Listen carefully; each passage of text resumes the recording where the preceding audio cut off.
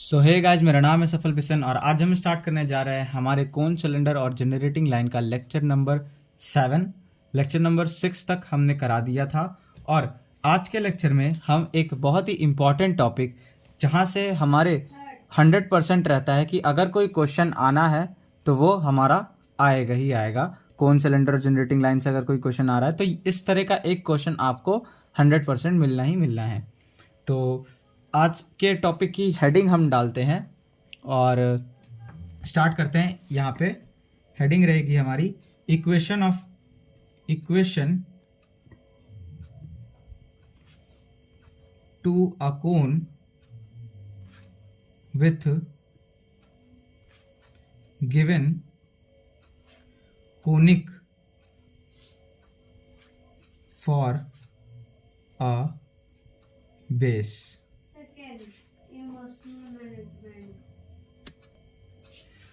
तो हमारे इस टॉपिक में क्या होता है कि हम जो है एक कोन की इक्वेशन निकाल रहे होते हैं। किसकी मदद से?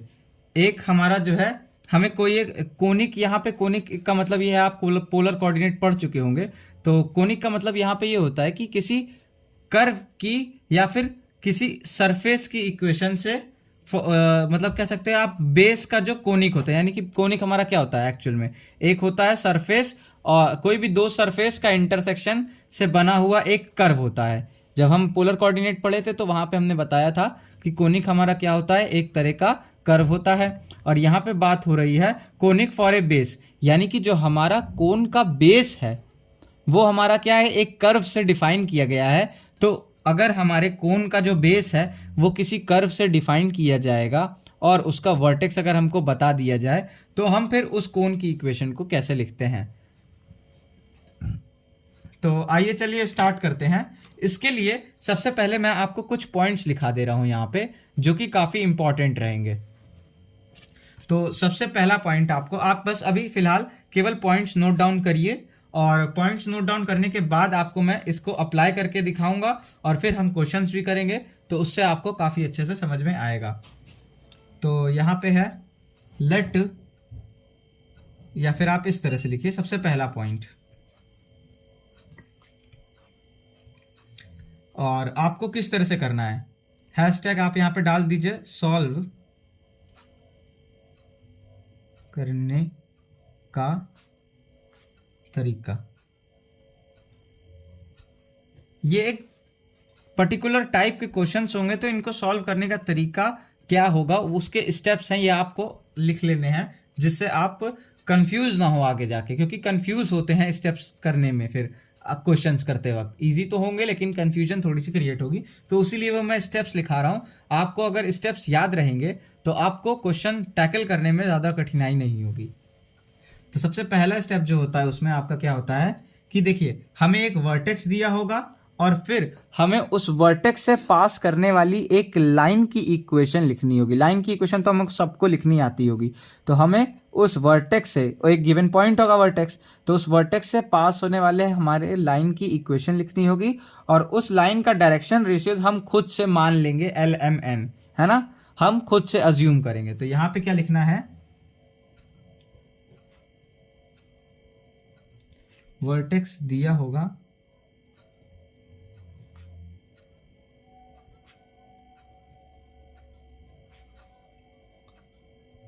तो हमें वर्टेक्स से पास होने वाले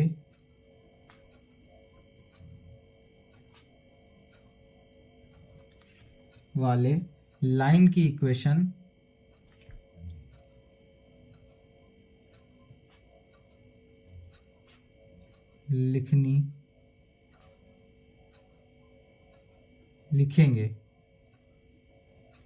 लिखेंगे।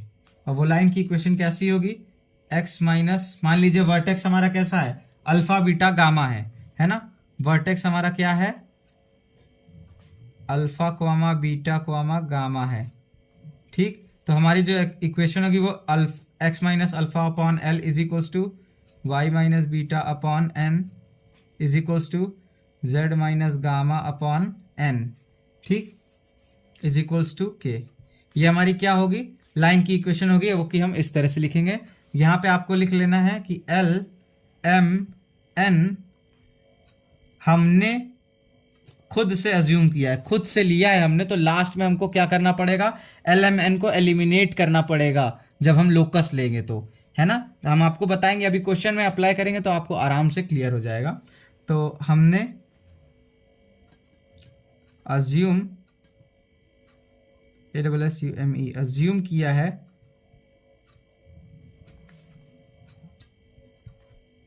इन्हें लास्ट में एलिमिनेट करना होगा। ये हमारा पहला स्टेप। हमको क्या करना है, हमें एक वर्टेक्स दिया गया होगा कि इस वर्टेक्स से और इस तरह के कर्व से पास होने वाली हमारे कोण की इक्वेशन लिखिए। तो हमें क्या करना होगा, सबसे पहले वर्टेक्स उठाना होगा और उस वर्टेक्स से पास होने वाले लाइन की इक्वेशन लिखनी होगी, जिसका डायरेक्शन रेशियो हम खुद से मान लेंगे कि LMN है। ठीक, फिर हमें क्या करना होगा, नेक्स्ट स्टेप। अब देखिए इस लाइन पे, अगर ये हमें लाइन की इक्वेशन इस तरह से दी हुई है तो इस लाइन पे लाई करने वाले हर पॉइंट की इक्वेशन हमको पता होगी।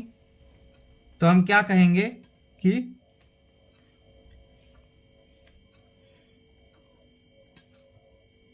अब यहां से हम क्या करेंगे, वहां से x is equals to k l plus alpha, y is equals to k m plus beta and z is equals to k n plus gamma. ठीक, तो हमने क्या किया, देखिए हमने अब कोई भी एक पर्टिकुलर पॉइंट मान लेते, देखिए इस लाइन पे कोई भी एक आर्बिटरी पॉइंट अगर हम ले लेंगे, उठा लेंगे, तो उसका कोऑर्डिनेट x, y, z के फॉर्म में होगा। अब उस x की वैल्यू क्या होगी, वो x की वैल्यू हम यहां से निकालेंगे के एल प्लस अल्फा, तो ये के एल प्लस अल्फा, y की वैल्यू के एम प्लस बीटा, तो ये देखिए, और z की वैल्यू क्या होगी, यहां से देखेंगे तो के एन प्लस गामा होगी। ठीक, अब हमें क्या मिल गया, वहां से हम इनकी वैल्यूज, ठीक, वहां से इनकी, कहां से, ये इस लाइन की इक्वेशन से, तो वहां से इनकी वैल्यूज निकाल कर, इनकी वैल्यूज निकाल के हम क्या करेंगे, इनकी वैल्यूज निकाल कर हमारे दिए गए प्लेन की इक्वेशन में रखेंगे।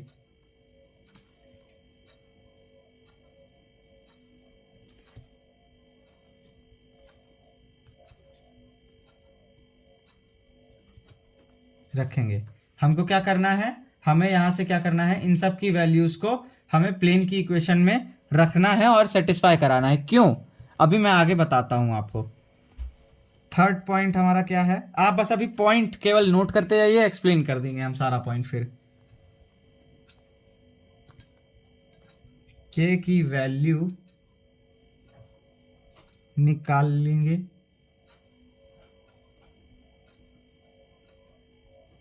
के की वैल्यू निकालेंगे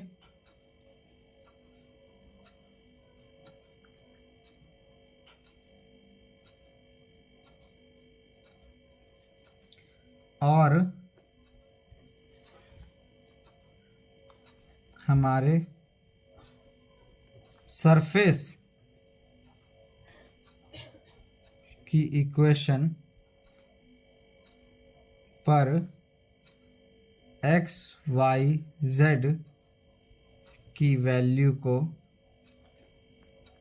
सेटिस्फाई कराएंगे।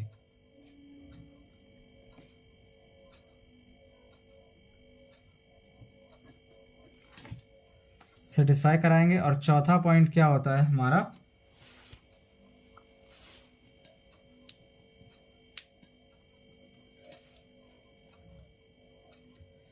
L को, L is equals to x minus alpha, M is equals to y minus beta and Z is equals to, sorry, N is equals to z minus gamma, ठीक। l की value को x minus alpha, y m की value को y minus beta और n की value को z minus gamma. तो यहाँ पे हम क्या करेंगे, इनकी वैल्यूज को, इनको एलिमिनेट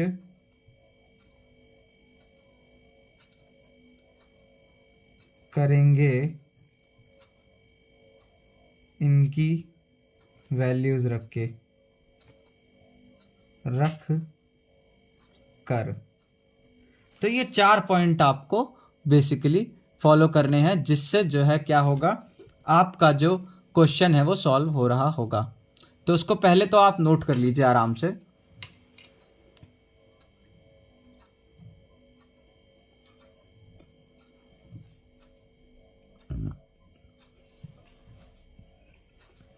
सो आई होप आपने इसको नोट कर लिया होगा। अब मैं आपको एक क्वेश्चन के माध्यम से यहाँ पे समझाता हूं। तो हम ले लेते हैं पेज नंबर 130 का क्वेश्चन नंबर 1। क्वेश्चन 1 हमारा क्या कहता है? क्वेश्चन 1 हमें कहता है find the equation of the cone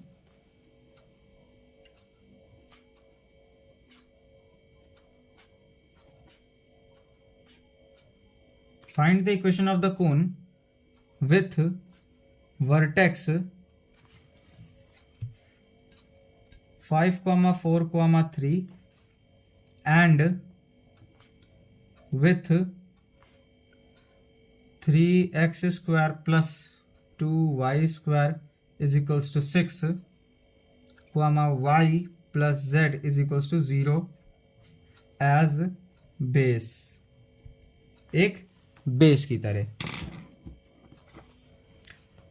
अब आपको ध्यान से देखने की बात क्या है, हमको क्या दे रहा है, find the equation of the cone find करना है विद अ वर्टेक्स। हमको वर्टेक्स दिया है और क्या दिया है, हमको ये एक सरफेस दिया है और ये एक प्लेन है।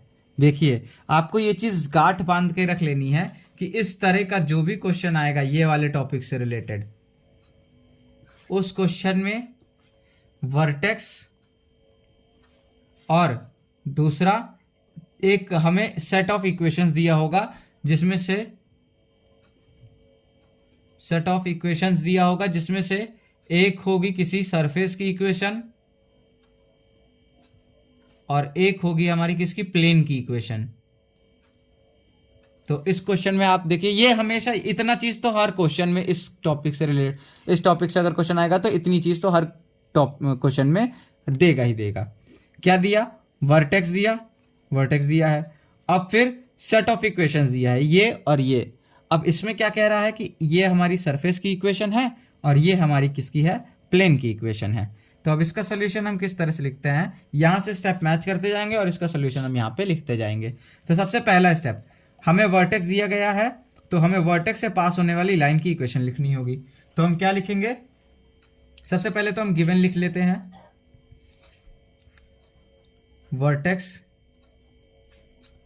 5, 4, 3 और इक्वेशन ऑफ बेस कर्व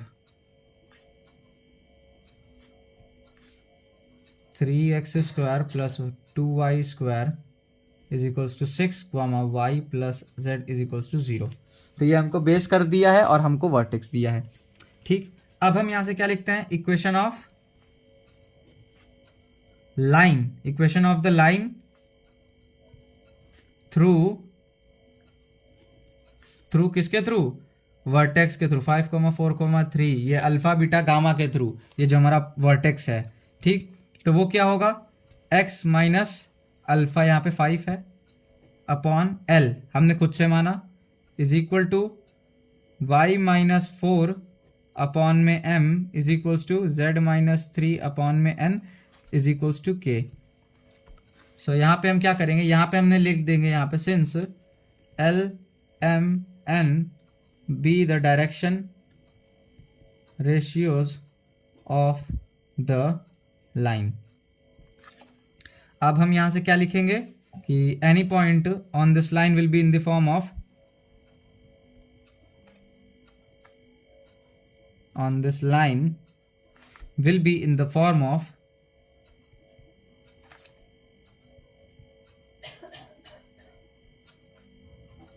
किस फॉर्म में होगा कोई भी पॉइंट इस लाइन का, उसका जो x कोऑर्डिनेट होगा x will be equal to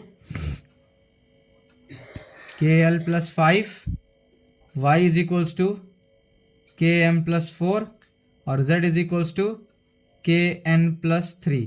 इस फॉर्म में होगा उसका कोई भी पॉइंट, तो उसका कोई भी पॉइंट किस फॉर्म में होगा, KL plus 5 comma KM plus 4 comma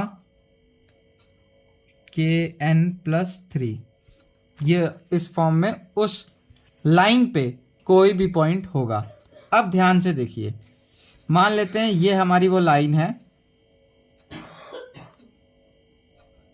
और ये हमारा वो पॉइंट है, ठीक। अब मान लेते हैं कि ये जो हमारा कर्व है या ये हमारी कोई सरफेस होगी और ये हमारा कोई प्लेन होगा। अब मान लेते हैं अगर ये हमारे स्फीयर, वैसे तो स्फीयर है नहीं, लेकिन अगर मान लेते हैं कि ये स्फीयर है और हमारा ये एक प्लेन है, तो स्फीयर और प्लेन का इंटरसेक्शन क्या होगा, एक सर्कल टाइप का आएगा, है ना। तो मान लेते हैं ये हमारा वो सर्कल आया और ये हमारे प्लेन की इक्वेशन है, ठीक। अब देखिए हमने क्या किया कि ये अगर हमारा पॉइंट था 5,4,3, है ना, इससे पास होने वाली हमने कोई भी एक लाइन ले ली है, इसके डायरेक्शन रेशियोज हमने LMN माने हैं। अब यहां से हम क्या कर रहे हैं, हमने जो है इस लाइन पे आने वाले कोई भी पॉइंट के कोऑर्डिनेट इस फॉर्म में होंगे, और अगर इस लाइन पे आने वाले कोई भी पॉइंट के कोऑर्डिनेट इस फॉर्म में होंगे, इसका मतलब कि ये इस प्लेन पे जो पॉइंट लाई कर रहा होगा वो भी इसी फॉर्म में होगा, है ना। तो यानी कि ये जो हमारा पॉइंट है KL plus 5 KM plus 4 KN plus 3, ये हमारे प्लेन पे अगर लाई कर रहा है तो ये हमारी प्लेन की इक्वेशन को सेटिस्फाई करेगा, जो कि हमारा स्टेप 2 है। तो हमको क्या करना है, वहां से x is equals to KL plus alpha, y is equals to KM plus beta और z is equals to KM plus gamma, इनकी वैल्यूज निकाल कर, ये हमने निकाली इनकी वैल्यूज, अब हमारे दिए गए प्लेन की इक्वेशन में रखेंगे। तो ये जो हमारा दिया गया प्लेन की इक्वेशन है हम उसमें रखेंगे। तो यहां पे लिखेंगे भी any point on this line will be in this form of this, और as this point will satisfy the equation of plane, तो हम क्या करेंगे y प्लस जेड, तो y कितना है KM प्लस 4 प्लस z कितना है KN plus 3 is equals to 0। तो यहाँ से k की वैल्यू निकालेंगे, तो k की अगर वैल्यू निकाले तो m प्लस n आ गया इज इक्वल टू -7, है ना। अब k की वैल्यू कितनी आ गई, -7 अपॉन m प्लस n, ये हमारे k की वैल्यू आ गई। अब हमको यहाँ से क्या करना है, अगला स्टेप, k की वैल्यू निकालेंगे और हमारे सरफेस की इक्वेशन पर x y z की वैल्यू को सेटिस्फाई करेंगे। अब हमारा जो, देखिए मान लीजिए अगर ये हमारा सर्किल होता है यहाँ पे इस तरह से, है ना, तो ये सर्किल भी हमारा जो है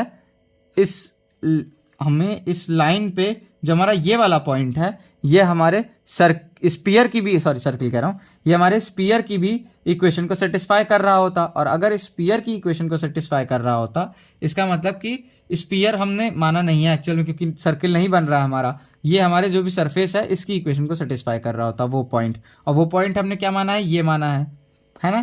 तो अब हम इसको सेटिस्फाई कराएंगे, यानी कि ये क्या है, ये इस पॉइंट का x y और z ही तो है। तो अभी हम यहाँ पे कह रहे हैं कि x y z की वैल्यू को सेटिस्फाई करेंगे किस पे, सरफेस की इक्वेशन पे। तो on satisfying the value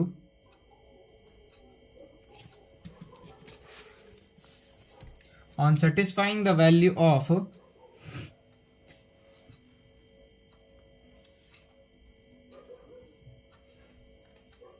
of x comma y comma z in the equation of surface, so क्या आएगा हमारा 3 इंटू एक्स स्क्वायर, एक्स क्या है हमारा के एल प्लस 5। अब देखिए यहाँ पे हमको क्या करना है, के एल प्लस 5, तो हमारा ये आएगा, के की जगह पे हम ये रखेंगे, तो -7l प्लस 5 आएगा। तो x की जगह पे हम -7l प्लस 5 यानी +5 -7l upon m plus n ये रखे। हमने कुछ नहीं रखा है, बस इसकी इक्वेशन में x की वैल्यू, ये वाली x की वैल्यू रखी है, बट k की वैल्यू भी उसमें हमने पुट कर दी है।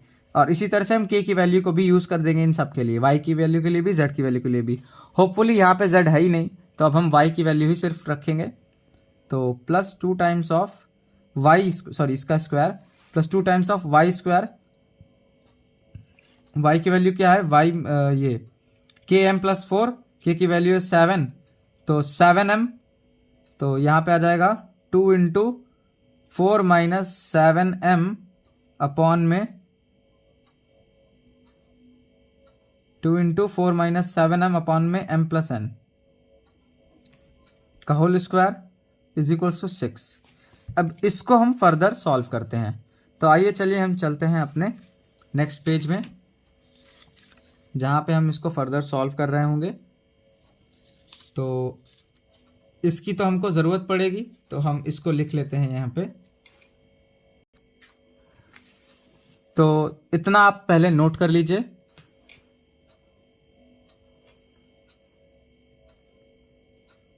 तो आई होप आपने पॉज करके इसको नोट किया होगा। और चलिए अब हम चलते हैं आगे। चलिए, तो यहाँ तक हमारा हो चुका है। अब हम इसके बाद यहाँ से कंटिन्यू करते हैं। तो हमने क्या किया था अभी तक कि हमने जो है यहाँ पे ये x और y की वैल्यू यहाँ से हमने रख दी थी और k की वैल्यू भी फिर उसमें पुट कर दी थी, तो हमें ये निकल के आया था। इसको हम आगे फर्दर सॉल्व कर रहे हैं। तो हमारा यहाँ से क्या आएगा, 3 इंटू 5 करेंगे, पहले तो स्क्वायर करना पड़ेगा। तो वापस से हम लिख लेते हैं 3 into 5 minus 7l upon m plus n का होल स्क्वायर प्लस 2 इंटू 4 था ना, 4 minus 7m upon m plus n का whole square is equal to 6। यही था, चेक कर लेते हैं। जी हाँ, बिल्कुल यही था। तो चलिए, यहाँ तक हमारे पास आ गया है। अब हम इसको फर्दर सॉल्व करते हैं। तो ये आएगा हमारा 3 into 5 times of m plus n minus 7l upon में m प्लस n का whole square plus 2 times of 4m plus n minus 7m divided by m plus n का whole square is equal to 6। So ये अगला क्या होगा, 3 5m plus 5n minus 7l upon में m plus n का whole square plus 2 4m plus 4n minus 7m upon में m plus n का whole square is equal to 6। m plus n का whole square, so ये आ जाएगा 3 times of 5m plus 5n minus 7l divided by m plus n का whole square plus इसका भी whole square है। Actual में इसको रहने दीजिए, फिर अभी ये करना है 3 इंटू, देखिए अपॉन में m प्लस n का होल स्क्वायर हम ले सकते हैं क्योंकि डिनोमिनेटर में है। अब ऊपर क्या आएगा, 3 into 5m plus 5n minus 7l का whole square plus 2 into 4m plus 4n minus 7m का whole square is equal to 6। तो यहाँ से क्या आ जाएगा, ये आ जाएगा 3 into 5m plus 5n minus 7l का whole square plus 2 into 4m minus ये तो माइनस 3m बच जाएगा, तो 4n माइनस 3m का whole square is equal to 6m plus n का होल स्क्वायर। तो यहाँ से हम और सॉल्व करेंगे आगे।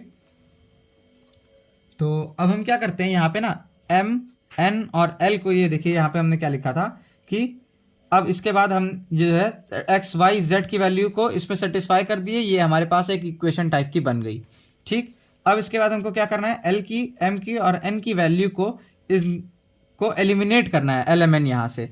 और एलिमिनेट हम क्यों कर रहे हैं उसको आप समझ लीजिए। पहले आप ध्यान से देखिए एल एम एन है क्या। यहाँ पे इस लाइन के डायरेक्शन रेशियो हैं और ये लाइन हमारी कोण कब जनरेट कर रही है, जब ये इस के अराउंड पूरा रोटेट करेगी, है ना। जब ये इसके अराउंड इस तरह से रोटेट करेगी पूरा हर पॉइंट के अराउंड, तब ये हमारे कोण को जनरेट करेगी। और अगर जरा सा भी चेंज हो रही है, इस पोजीशन पे मान लीजिए आ गई या इस पोजीशन पे आ गई, तो इसके डायरेक्शन रेशियो लगातार चेंज हो रहा है। तो हमको क्या लेना है, इनके डायरेक्शन रेशियोज का ही लोकस ले लेना है इस लाइन के। तो हमारा लाइन का पॉइंट तो मतलब फिक्स रहेगा ये वाला, बट इसका लोकस लेने की वजह से इसका जो डायरेक्शन रेशियो होगा वो चेंज होता जाएगा, और चेंज होने के साथ साथ वो एक कोण क्रिएट करके हमको दे देगा। ठीक, तो हम क्या कर रहे हैं यहाँ पे, अब एल एम एन जो कि हमारी लाइन का लोकस वो डायरेक्शन रेशियोस था, उसका हम लोकस ले ले रहे हैं। तो यहाँ पे हम लिखेंगे, या आप एलिमिनेटिंग कर दीजिए या फिर आप कह दीजिए taking the locus of the L M N from the equation number 1, इसको इक्वेशन नंबर 1 कह दीजिए। लेकिन हम यहाँ पे एलिमिनेट ये का वर्ड यूज कर रहे हैं। So eliminating l M N from equation 1 we get, हमको क्या मिलता है, एल एम एन। अब यहाँ पे देखिए एल की वैल्यू कितनी है, एल की वैल्यू है x माइनस 5, एम की वैल्यू है y माइनस 4, एन की वैल्यू है z माइनस 3, है ना। k की वैल्यू आप 1 ले लीजिए तो आपको यही वैल्यूज एल एम एन की मिलेंगी। तो k की वैल्यू आप कुछ भी ले सकते हैं, k कोई कांस्टेंट है, अलग अलग कांस्टेंट के लिए हमें अलग अलग ये लाइंस डायरेक्शन रेशियोज मिल रहे थे और ये अलग अलग लाइंस हमारी मिल रही थी, है ना। तो वो कुछ उससे मतलब आपको उस पर नहीं जाना है, उससे कंफ्यूज नहीं होना है। आप एल की वैल्यू को x माइनस 5, एम की वैल्यू को y माइनस 4 और एन की वैल्यू को z माइनस 3 लेके कर सकते हैं। यहाँ पे मैंने देखिए लिखा भी है एल की वैल्यू को x माइनस अल्फा, और यहाँ पे अल्फा क्या है 5 है, तो x माइनस 5। ठीक, तो इसी तरह से बाकी भी आपको लेके करना है। तो यहाँ पे हम ले लेते हैं 3 टाइम्स ऑफ 5m, m की वैल्यू को क्या लेना है, y माइनस 4 लेना है। तो हमारा यहाँ पे क्या हो जाएगा, y माइनस 4 प्लस 5, n की वैल्यू को क्या लेना है, z माइनस 3 माइनस 7, l की वैल्यू को लेना है x माइनस 5 का whole square plus 2 times of 4n minus 3m। 4n, n की वैल्यू को हमने यहाँ पे क्या लिया है, z माइनस 3, तो 4 times of z minus 3 minus 3m। m की वैल्यू को हमने लिया है y माइनस 4, तो y माइनस 4 का whole square is equal to 6m plus n। m की वैल्यू क्या है, y माइनस 4, और n की वैल्यू क्या है, z माइनस 3। तो इन दोनों को अगर हम ऐड करेंगे तो y प्लस z माइनस 7 हो जाएगा। तो यहाँ पे सीधे हम लिख सकते हैं y प्लस जेड माइनस 7 का होल स्क्वायर, है ना, m प्लस n का whole square.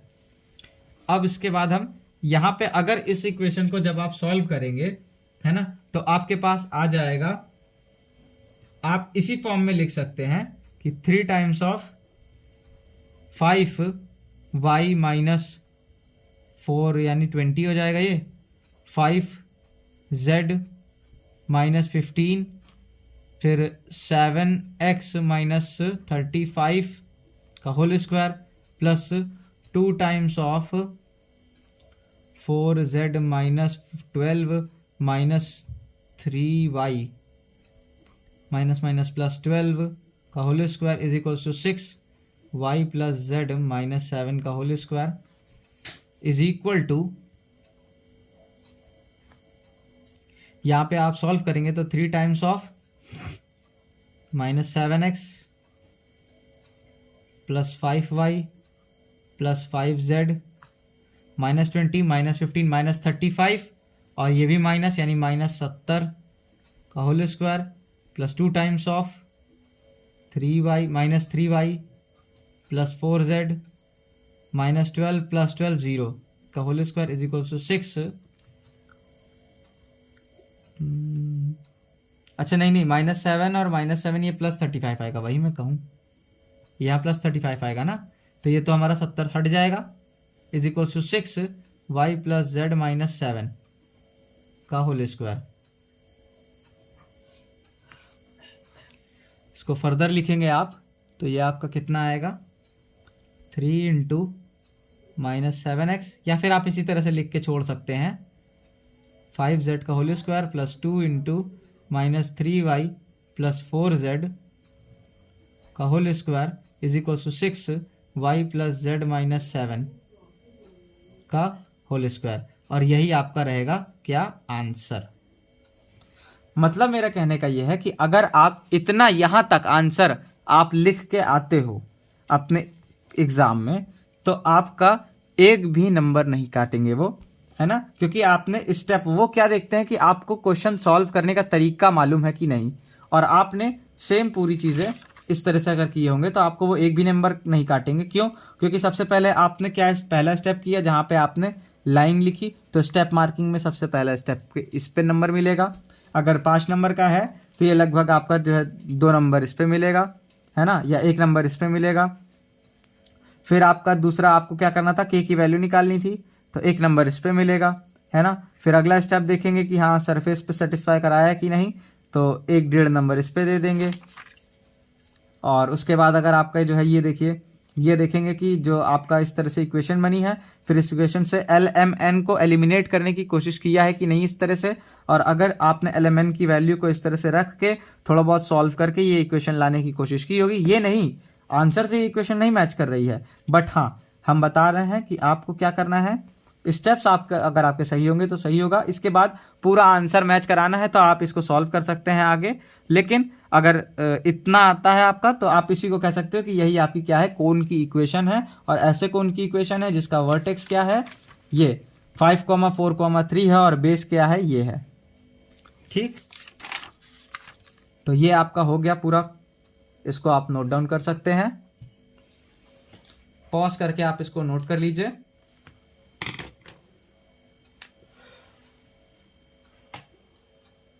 So I hope आपको ये वाला टॉपिक समझ में आया होगा कि जब आपकी कोण की इक्वेशन पूछा जाएगा और कोण का वर्टेक्स और आपके सेट ऑफ इक्वेशंस दिए होंगे, तब आपको क्वेश्चन देख के पहचानना पड़ेगा कि देखिए वो कोण का वर्टेक्स आपको बताया गया होगा और कोई 2 सेट ऑफ इक्वेशंस दी गई होगी, और कोण की इक्वेशन पूछ रहा होगा जो कि उस बेस कर्व और उस वर्टेक्स से पास होके जा रहा है। तब आपको ये वाला पूरा मेथड लगाना होगा, और बहुत ही ज़्यादा चांसेस होते हैं कि इस तरह के क्वेश्चंस आए। तो चलिए मिलते हैं नेक्स्ट लेक्चर में, तब तक के लिए पढ़ाई करते रहिए, और अगले लेक्चर में हम सॉल्व करेंगे इसके आगे के क्वेश्चंस।